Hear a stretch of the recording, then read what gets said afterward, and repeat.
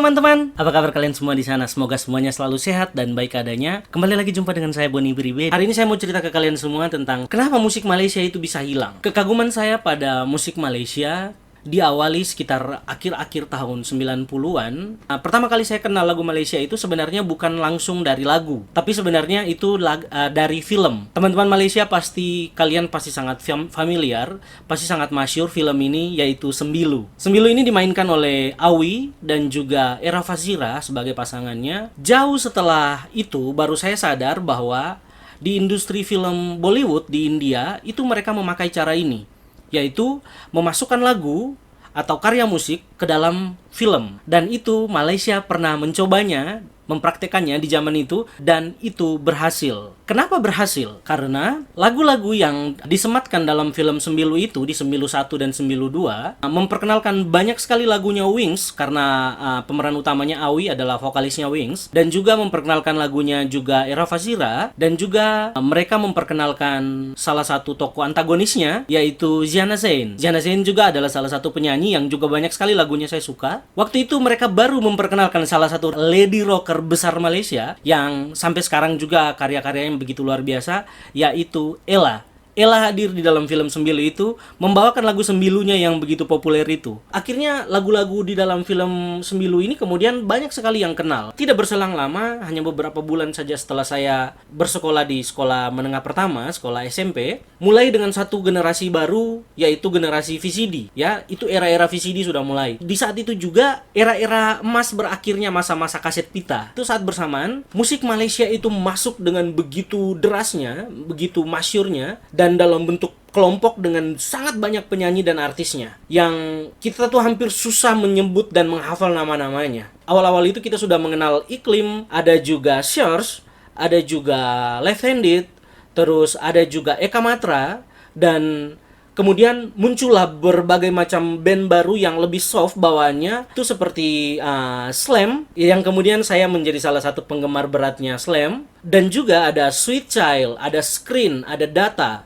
ada Spoon, rindu serindu-rindunya ya, ada Skoin, ada Stings, ada Spring. Terus muncul satu kelompok baru yang sangat muda mereka waktu itu, yaitu New Boys. Kalian pasti ingat lagunya Sejarah Mungkin Berulang. Ada Mai. Terus ada juga Buddha Kacamata, Sia-sia Aku Memujamu. Ini sangat ngetop dan saya sangat suka sampai sekarang. Ada Spin, ada EY, Bang Ezam ya, Ezam vokalisnya EY ya. Ada Arrow, ada Spiransa, ada Ekspedisi, terus JJ, dan beberapa nama yang sangat populer, besar di Malaysia dan juga besar di Indonesia. Nah, selain nama-nama kumpulan tadi, juga banyak sekali juga nama-nama penyanyi solonya yang juga lagu-lagunya tembus ke pasar Indonesia, dan itu banyak sekali peminatnya. Dan pada saat itu musik-musik Malaysia itu menggema di mana-mana. Selain di rumah, kita bisa dengar di rumah teman, kita bisa dengar di angkot, kita bisa dengar di bis, kita bisa dengar di terminal, terus di sekolah, terus di tempat-tempat keramaian. Pada saat ada anak-anak muda berkumpul gitu main-main gitar begitu, lagu Malaysia itu pasti dibawakan, pasti diputar, pasti dinyanyikan di mana-mana. Dan pada saat itu saya juga baru-baru belajar begitu main gitar, dan banyak sekali bawakan lagu-lagu Malaysia pada saat belajar dan pada saat mulai nongkrong-nongkrong dengan teman-teman begitu, lagu Malaysia banyak sekali yang kami nyanyikan dan kami bawakan begitu. Pertanyaannya, kenapa saya suka gitu kan? Kenapa saya suka? Alasan pertamanya karena musik Malaysia itu pada saat itu adalah sesuatu yang baru, suguhan yang baru. Pada saat musik Indonesia itu sangat populer dengan era-era lagu melankolis, seperti kebanyakan lagu-lagu tembang kenangan seperti Pance Pondak, Obi Mesak, terus Dian Piscesa, Mariam Bellina. Di zaman-zaman itu, zaman-zaman sebelum era-era band-band yang pada saat itu kemudian mulai lahir satu-satu, kita kemudian disuguhkan dengan sesuatu yang baru, yang benar-benar ini full power begitu, full power dari musiknya, full power dari vokalisnya, tapi dibawakan dengan dinamika yang sangat lembut, yang sangat enak begitu. Yang pertama, saya sangat kagum dengan musiknya yang sebenarnya itu bisa kita lihat dari turunan-turunan dari band-band slow rock seperti Guns N' Roses, Bon Jovi, seperti itu. Seperti dipengaruhi oleh musik-musik seperti itu dengan lead gitar yang panjang dengan bunyi-bunyi efek yang begitu kuat. Ada juga dentuman bass dengan drumnya itu juga sangat-sangat atraktif begitu. Permainan-permainannya itu sangat khas jadinya. Nah, dan kemudian Satu yang membuatnya sangat enak didengar atau easy listening itu adalah lagu-lagu Malaysia ini pada saat proses recordingnya dan proses mixing dan masteringnya, itu semua komposisi musiknya itu terdengar sangat nyaman gitu, sangat enak gitu, sangat jelas dari pukulan drumnya, dari dentuman bassnya, terus lead gitarnya yang panjang yang kadang kita kira kayak dia udah kelar begitu, padahal ternyata masih belum. Dia masih lanjut lagi. Kayak begitu. Dan panjang meliuk-liuk begitu. Enak sekali bisa menghipnotis kita begitu. Dan juga tentu satu yang sangat sangat kuat pengaruhnya adalah para vokalisnya yang membawakan lagu-lagu ini dengan begitu luar biasa. Vokalis-vokalis band-band Malaysia waktu itu, jika kita mengukur dengan suara kita yang bukan penyanyi ya, itu dia nggak bakal nyampe ini. Dia nggak bakal sampai di part ini nih. Tapi ternyata dia sampai di situ dan meliuk-liuk di situ dan memainkannya dengan nyaman, dengan enak, dan kemudian lepas begitu. Jadi itu sesuatu semacam kita semacam dibawa berkelana begitu, dibawa berkelana dalam musik itu. Pengaruh musik Malaysia itu benar-benar kuat. Yang waktu itu saya kira ini mungkin hanya populer atau tenar di daerah kami, di Flores, di NTT saja. Tapi ternyata jauh setelah itu, pada saat saya bersekolah di Makassar, ternyata orang Makassar juga sangat banyak yang suka, orang Bugis Makassar. Orang Jawa juga suka sekali. Sampai ke daerah-daerah timur sana, di ujung-ujung timur, di Maluku, di Ambon, Papua. Terus yang tentu juga pasti di daerah-daerah Melayu seperti di Riau, Palembang, seperti daerah Sumatera Utara, Aceh, itu juga sangat banyak yang menyukai musik Malaysia. Saking populernya musik Malaysia pada saat itu sedikit banyak kemudian mengancam mengancam eksistensi musik Indonesia. Musik yang adalah musisi dan juga penyanyi tentu, dan juga adalah industrinya sendiri. Itu sedikit mengancam. Kenapa? Karena lagu-lagu Indonesia itu banyak tidak didengar. Kalian boleh searching, boleh cari bahwa ada banyak sekali komposer-komposer atau produser-produser musik Indonesia waktu itu sedikit merasa khawatir dengan keberadaan musik Malaysia ini. Saya membuat video ini secara khusus karena saya merasa salah satu kegemaran atau kesukaan saya itu kemudian berangsur-angsur hilang. Kenapa bisa hilang? Kenapa musik Malaysia itu bisa hilang? Saya tidak bicara musik Malaysia yang sekarang ya, karena itu agak jauh dari kekasan Malaysia sendiri. Musik Malaysia itu adalah yang kemarin itu. Kalian pasti tahu maksud saya yang mana. Belakangan ini saya sering sekali mencari-cari yang baru, exits yang baru yang mana, slam yang baru yang mana, ada nggak yang baru, suguhan-suguhan yang baru, secara khusus dari band-band Malaysia yang sebenarnya menurut saya mereka masih sangat-sangat muda. Mereka masih sangat-sangat muda, sangat kuat untuk bisa sekedar menghasilkan album lagi, membuat karya lagi. Tapi sayangnya saya tidak temukan itu. Itu hilang. Para beliau-beliau ini, musisi-musisi besar ini kemudian entah apalah dengan aktivitas mereka yang sekarang, mereka tidak melakukannya lagi. Mereka hanya banyak diwawancara oleh banyak YouTuber, oleh banyak TV yang saya nonton. Mereka hanya sekedar mengingat masa lalu mereka saja. Hanya sekedar mengulang-ulang memori-memori kemarin yang sebenarnya masih bisa kok kalau bikin sekarang lagi, yang hal keren itu loh gitu. Pertunjukan yang enak itu, suara-suara musik-musik yang begitu melekat itu masih sangat bisa kok dibikin sekarang gitu. Kenapa? Itu yang saya pertanyakan. Akhirnya saya menemukan bahwa era penjualan fisik sudah selesai. Tetapi kita sudah sangat dibantu dengan teknologi digital yang sebenarnya kita masih sangat dipermudah kok, ya. Kita masih sangat dipermudah dengan iTunes, dengan YouTube, dengan banyak sekali platform-platform musik yang sebenarnya bisa juga memonetisasi karya, bisa juga dapat uang gitu. Tapi saya tidak tahu ini teman-teman di Malaysia ataukah jika video ini sampai ke artis-artis Malaysia mungkin bisa nonton. Mungkin beliau-beliau abang-abang senior-senior bisa silakan menjawabnya. Akhirnya saya punya beberapa jawaban yang sebenarnya ini adalah bentuk pemakluman saya, bentuk keikhlasan saya bahwa ya sudahlah, kita kehilangan salah satu suguhan itu. Alasan pertama selain tadi sudah saya singgung sedikit tadi soal era kaset pita sudah selesai atau era fisik sudah selesai. Di saat itu musik Malaysia yang sebenarnya begitu menggebu-gebu itu yang kemudian akhirnya hilang karena pembajakan. Kita tahu dan sama-sama tahu bahwa Indonesia salah satu sarangnya penyamun, salah satu sarangnya pembajak. Pembajak yang benar-benar itu memalak karya orang yang kemudian menjualnya dengan harga sangat murah dan itu untuk dirinya sendiri. Jangankan musik Malaysia yang orangnya jauh di sana, di kampungku saja itu, musik-musik pop daerah Flores Timur aja yang orangnya ada di situ, penyanyinya ada di situ dibajak juga sama pembajaknya, kau bayangkan. Dan itu dijual 5.000, dijual 10.000 3 biji, 3 keping, bayangkan VCD-nya. Dia yang dapat uang ya penyanyinya dapat apa, sudah tuh kayak begitu hilang. Lagunya dikenal, iya memang dikenal, populer ya, tapi dia tidak dapat uangnya, yang dapat pembajaknya. Kan ngeri sekali kan, membunuh kan kalau kayak begitu. Alasan satu, kita memaklumi pembajakan. Karena pembajakan di Indonesia itu sudah apa namanya? Sudah berakar dan sudah sangat menjadi kekhawatiran semua orang begitu. Menjadi kekhawatiran semua produser, menjadi kekhawatiran penyanyi, musisi, dan bahkan sampai ke level-level pengambil keputusan seperti di kementerian, seperti bahkan sampai di presiden pun sudah berulang kali dibicarakan tentang pembajakan ini. Dan itu sampai sekarang masih belum aman. Oke, teman-teman. Alasan yang kedua, saya akhirnya menemukan alasan kedua. Sekali lagi, semua alasan-alasan ini adalah alasan yang saya bikin sendiri, yang saya cari sendiri. Kalian teman-teman mungkin punya alasan yang lain. Silakan tambahi saya di kolom komentar kalau kalian masih punya pendapat lain ya. Alasan yang kedua adalah penyanyi dan musisi Indonesia sangat cepat melakukan serangan balik. Kenapa serangan balik? Karena masuknya musik Malaysia di Indonesia itu sudah sampai kepada level mengkhawatirkan.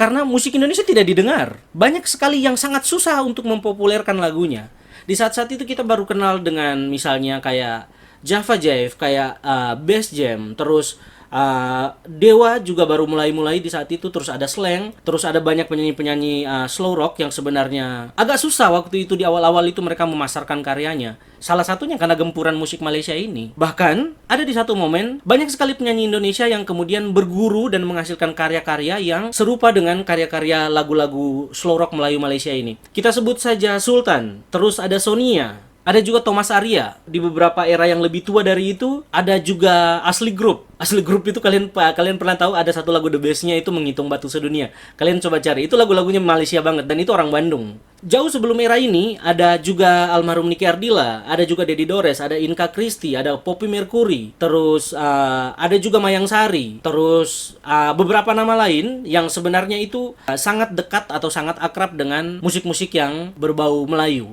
Dan itu banyak juga kolaborasi mereka yang dimainkan bersama dengan komposer atau musisi-musisi di Malaysia. Dan juga banyak yang merekam karyanya di Malaysia loh saat itu.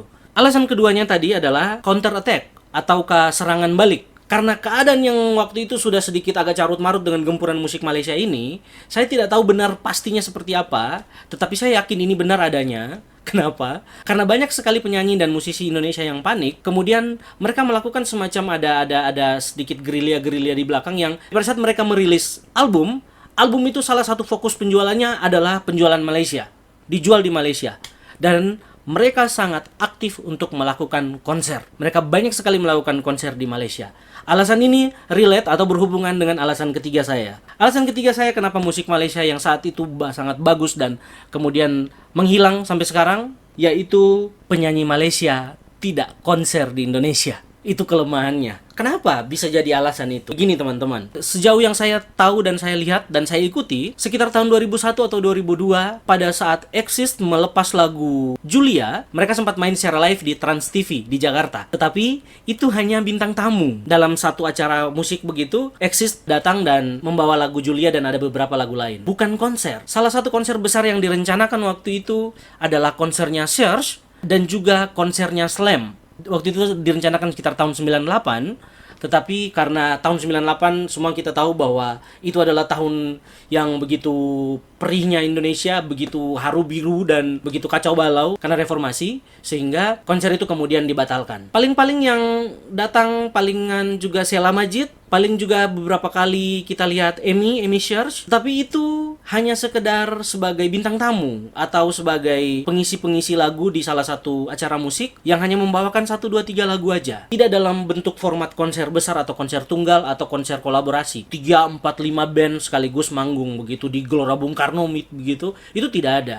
Di Indonesia tidak ada. Yang paling sering dan paling banyak orang Indonesia kenal karena dia sering konser dan sering manggung di Indonesia adalah Dato' Siti Nurhaliza. Yang sebenarnya Siti Nurhaliza membawakan sebuah genre yang sebenarnya berbeda dari genre band-band tadi. Kalian bisa bedakan kan antara musiknya Siti Nurhaliza yang itu adalah musik solo dan kemudian berbeda dengan musik-musik Spoons, Coin, Screen, band-band besar ini, Slam, ya. Siti Nurhaliza sering juga manggung di Indonesia karena ada beberapa penyanyi Indonesia yang juga menjadi sahabatnya seperti Krisdayanti, seperti Rosa, seperti Titi DJ yang itu juga banyak sekali melakukan aktivitas manggung dan konser mereka di Malaysia, dan mereka punya banyak penggemar juga di Malaysia. Sehingga Siti juga kemudian banyak sekali berkolaborasi dengan mereka-mereka ini, penyanyi-penyanyi solo ini di Indonesia, dan juga melakukan banyak sekali pentasan di sini. Yang saya sayangkan adalah band ataukah penyanyi-penyanyi slow rock Malaysia itu hampir tidak saya lihat. Saya pernah nonton satu video Bang Apoy ya, itu dia bernyanyi secara solo membawakan lagu-lagunya Sting itu di daerah-daerah Riau. Dan itu penontonnya bejubel coy. Penontonnya banyak sekali. Kenapa penyanyi-penyanyi Malaysia lain tidak melakukan konser serupa? Dan itu pun hanya konser-konser kecil yang dibuat di panggung-panggung kecil saja. Kenapa tidak dalam satu mega konser yang benar-benar dibuat untuk penonton Indonesia? Kenapa? Pasar Indonesia itu penting. Pasar Indonesia itu 270 juta manusia boy. Itu besar sekali. Karena dalam data sensus terbaru, itu Malaysia harus punya 10 kali jumlah manusianya untuk menyamai masyarakat Indonesia. Sangat banyak. Dan penggemarnya itu bertebaran di mana-mana. Di tempat yang selebar dan seluas ini. Di 17.000 buah pulau. Itu sebenarnya harus dipandang sebagai salah satu bangsa yang benar-benar besar. Sekalipun di Malaysia tidak populer barangkali, atau di Malaysia sudah tidak laku barangkali, tetapi saya sangat yakin Indonesia sangat menerimanya dengan begitu semangat dan senang. Tetapi sayangnya adalah beliau-beliau ini, para penyanyi-penyanyi, para seniman-seniman ini tidak pentas di Indonesia. Tidak juga hanya sekedar datang, sekedar melakukan wawancara di TV, atau sekedar temu fans, jumpa fans, ataukah melakukan konser-konser mini atau apapun, itu tidak dibikin. Itu tidak dibikin di sini. Makanya ya, salah satu basis terbesarnya yang sebenarnya pangsa penjualan kasetnya yang dulu begitu banyak penyanyi, salah satunya Slam, saya ambil contoh, dari beberapa kali albumnya, itu jumlah pembeli di Malaysia dan Singapura itu tidak menandingi angka pembeliannya di Indonesia. Di Indonesia berkali-kali lipat dari kedua negara ini. Ngeri loh, sangat disayangkan sebenarnya ya, tidak melakukan konser. Yang pada saat bersamaan pula, musisi-musisi Indonesia sudah mulai dengan mudahnya masuk ke Malaysia. Ada Slang, ada Dewa, ada Padi, ada Ungu, Sheila on 7, Glenn Fredly, terus ada juga ST12, terus ada Republic, The Massive, terus Noah, Peter Pan Noah ya. Itu banyak sekali yang manggung di Malaysia dan punya penggemar yang juga sangat fanatik di Malaysia sampai hari ini.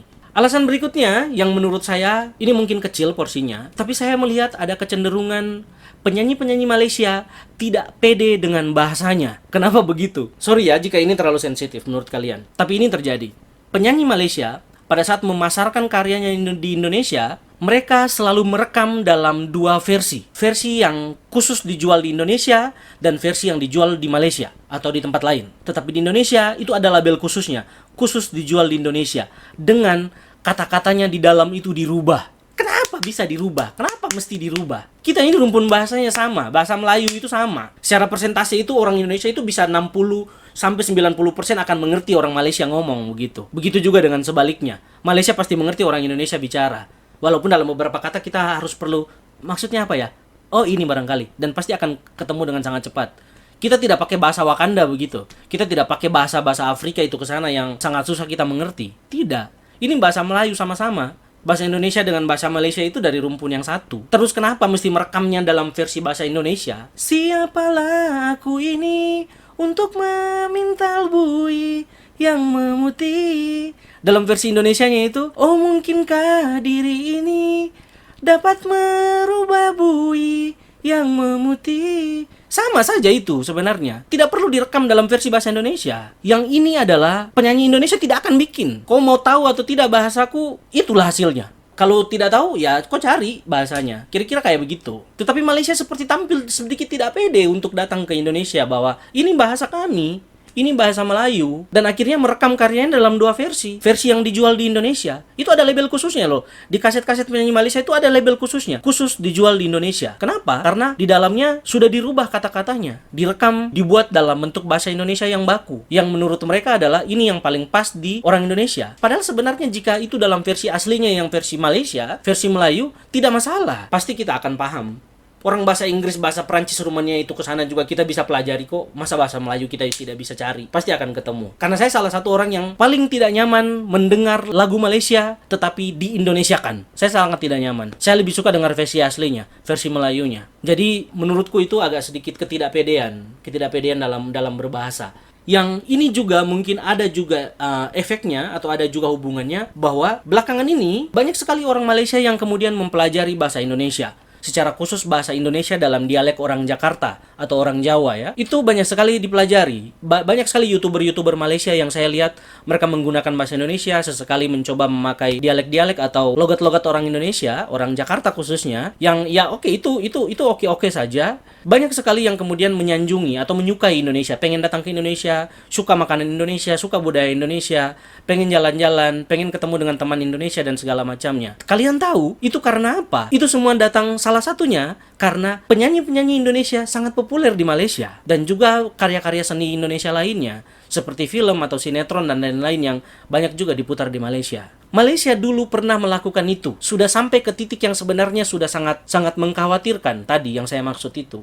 Tetapi itu kemudian berhenti, stop, sehingga tidak meregenerasi. Banyak orang yang kemudian suka dan kemudian hilang, tidak dilanjutkan lagi. Padahal dengan musik, dengan lagu itu, kita sangat dengan mudah memperkenalkan budaya kita, memperkenalkan adat istiadat, memperkenalkan bahasa, terus memperkenalkan juga kota-kota atau keindahan-keindahan apapun yang ada di negara kita sendiri. Saya yakin kalian juga sepakat tentang itu. Dan alasan kelima, karena musisi atau produser Malaysia hanya melihat Malaysia sebagai pangsa besarnya. Padahal pangsa besar musik Melayu itu di sini, di Indonesia. Kenapa? Itu alasan tadi lagi-lagi. 270 juta populasi manusia Indonesia.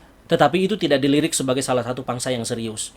Karena mungkin di Malaysia sudah tidak diterima kah, ataukah sudah mulai melemah. Tetapi para penyanyi ini tidak melihat Indonesia sebagai salah satu yang sangat kuat dan berakar di sana. Sekalipun di Malaysia tidak populer, Indonesia bisa pecah di sana. Karena banyak orangnya begitu. Karena banyak pembelinya, banyak penikmatnya, dan banyak yang akan menyukainya. Selain Indonesia ada juga beberapa negara serumpun lainnya. Ada Brunei, ada Singapura, terus juga ada Filipina, ada Kamboja juga yang beberapa yang juga masih pakai bahasa Melayu. Timor Leste juga separuhnya itu masih berbahasa Indonesia. Sehingga juga mereka akan sangat mudah menerima musik-musik karya-karya dari musisi-musisi Malaysia. Nah, video ini saya cuma mau menggugah saja. Mudah-mudahan sampai kepada para seniman, para penyanyi, para insan-insan industri musik Malaysia khususnya, dan juga para teman-teman YouTuber atau para pekerja kreatif, pekerja seni dimanapun teman-teman. Sebagai kegelisahan saya karena saya kehilangan salah satu hiburan yang benar-benar saya sukai, yaitu musik Malaysia tadi. Dan juga semoga jika pesan ini sampai, ya mungkin dengan industri-industri rumahan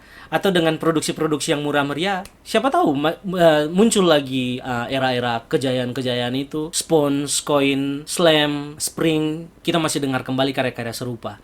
Atau barangkali beliau-beliau ini masih tetap menghasilkan karya, ya syukur puji Tuhan seperti itu. Tetapi jika pun seandainya beliau-beliau ini merasa mereka sudah cukup dengan era itu, ya anak-anak baru sekarang, anak-anak generasi muda baru Malaysia khususnya, ya bisa menghasilkan karya yang serupa. Seperti karya-karya beberapa komposer besar seperti Patrick Kemis, seperti Eddie Hamid, dan juga seperti karya-karya Sa'ari Amri misalnya, yang begitu populer untuk kita nikmati. Ya teman-teman, mungkin bisa saja agak sensitif dan menyinggung perasaan kalian, tetapi ini tidak semata-mata soal karena saya orang Indonesia dan kalian orang Malaysia atau apapun itu, tidak untuk itu. Video ini karena saya merasa kehilangan salah satu hiburan saya aja. Sisanya tidak ada urusannya dengan itu semua yang kalian ributkan. Oke? Saya cuma merasa saya punya satu hiburan yang benar-benar saya sukai, itu hilang. Itu saja. Dan mudah-mudahan pesan ini sampai. Oke? Teman-teman, kurang dan lebihnya kalau ada yang kurang enak di hati, sorry, mohon maaf, tidak ada maksud untuk itu. Ini hanya sekedar curhat. Oke? Ini cuma curhat aja. Oke, teman-teman, thank you, terima kasih sudah menonton video ini sampai selesai. Saya minta dukungannya teman-teman jika menyukai konten-konten saya. Kalian bisa like, komen, dan subscribe, atau bisa men-share atau membagikannya ke teman-teman kalian. Dan semoga semuanya ini berkenan, dan kita akan ketemu lagi dan jumpa lagi kembali dengan saya Boni Beribe. Thank you teman-teman, makasih banyak. Salam untuk kalian semua. Thank you.